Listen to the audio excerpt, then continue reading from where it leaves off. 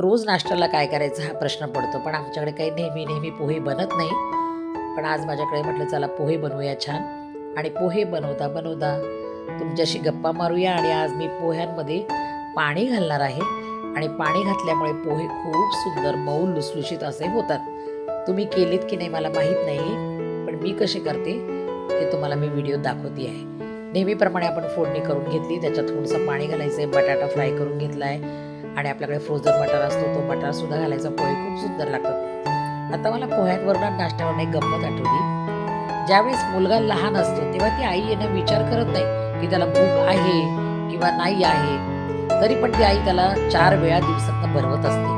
का तर माझ्या मुलाचं पोट भरलेलं असावं, त्याला सांगता येत नाही, भूक लागली की बोलता येत नाही, तर मी त्याला भरवावं असं ती आई भरवत असते.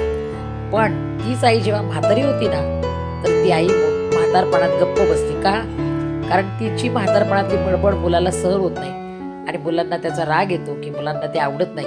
ती आई गप्प बसते. तिला बोलायचं असलं तरी ती बोलत नाही. तिला असं वाटतं की मी जर जास्त बोलले किंवा जास्त काही मागितलं तर एखाद्या वेळेस माझं जेवण पण बंद करून टाकतील किंवा मला खायला पण देणार नाहीत. या भीतीने आजकालचे वृद्ध माता पिता कितीतरी वेळा बघतो आपण की शांत बसले असतात. म्हातारपणी तेच झाल्यावर त्यांना